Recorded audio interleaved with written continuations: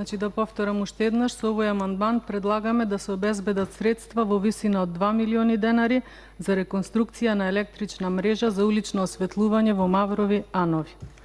Како што знаете, или барем поголемиот дел од јавноста знае, Маврови Анови се наоѓа на патот помеѓу Гостивар и Ростуше и Дебар.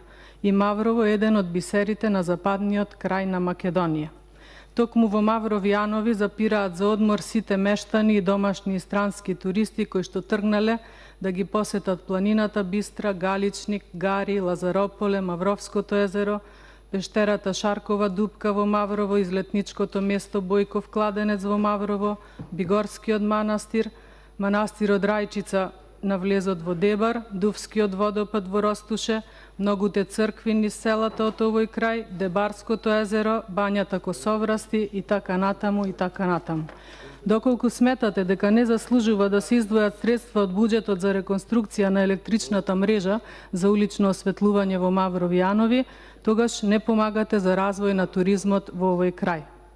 Што се однесува до туризмот и што се направи владата на ВМРО, ДПМН и коалицијата за информација за јавноста, само ќе напоменам, во периодот од 2006 до 2015 година, вкупниот број на туристи во Република Македонија е зголемен над 60%, односно од 499.473 во 2006 на 816.067 туристи во 2015 година, а уште позначајно бројот на странските туристи е повеќе од двојно зголемен или од 202.357 во 2006 на 485.530 во 2015 година. Нашата влада исто така формира и комитет за туризам, се со цел за креирање на ефективни политики и креирање на мерки за севкупен развој на туризмот.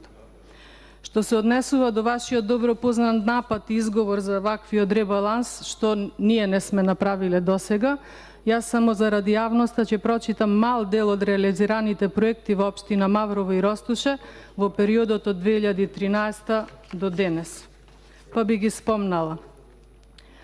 Комплетно реконструирана училишна зграда во основното училиште Блаже Конески во село Скудриње во соработка со турската агенција ТИКА. Реконструкција на училишната зграда во подрачното училиште Ѓорѓи Пулевски во село Требиште. Нова училишна зграда за потребите на средното општинско училиште Маврово Ростуша и поставено парно грејање. Уредени и обележани сите површини каде што е забрането паркирање и поставени знаци за предупредување и укажување, со што значително е олеснет сообраќајот. Понатаму, извршена заштита на локалните патишта низ сите населени места во општината преку асфалтирање на дупки, како и на санација на помали делници. Изграден нов цевковод за село Никифорово, направена водоводна линија F63 во должина од 980 метри во населбата кај Галички пат, село Мавраново.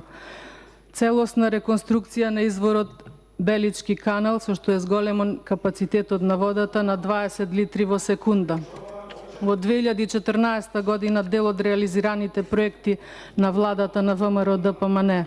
Рехабилитација на државен регионален пат, делница Маврови Анови ски центар Маврово, асфалтирање на локален пат до село Жировница, уредување на кругот околу спортската сала Македонија, асфалтиран дел од патот за село Скудриње, проширен приодот до Бигорскиот манастир, уредување на околината на мостот Елен Скок во 2015. Изградено улично осветлување на патниот правец од Ростушко Анче до спортска сала Македонија. Изградено улично осветлување на патниот правец од Жировничко Анче до фабриката за млечни производи. Санација на патот до село Видуше. Реконструкција на регионален патен правец од браната во населба Маврови Анови до село Маврово. Ова е во соработка со Агенција за државни патишта. Изграден нов пристапен пат до село Скудриње.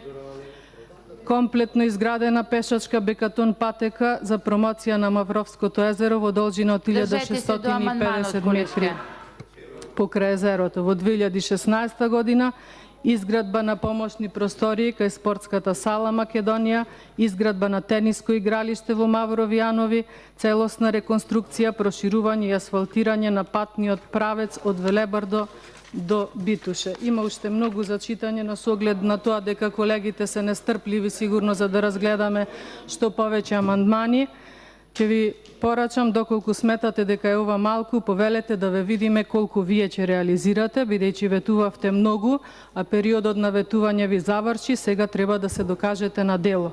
Народот не прифаќа одговори од типот чекајте, рано е се уште. Не е рано, токму со овој ребаланс се гледаат вашите планови за реализирање на вашите ветувања. Ви благодарам, председателки.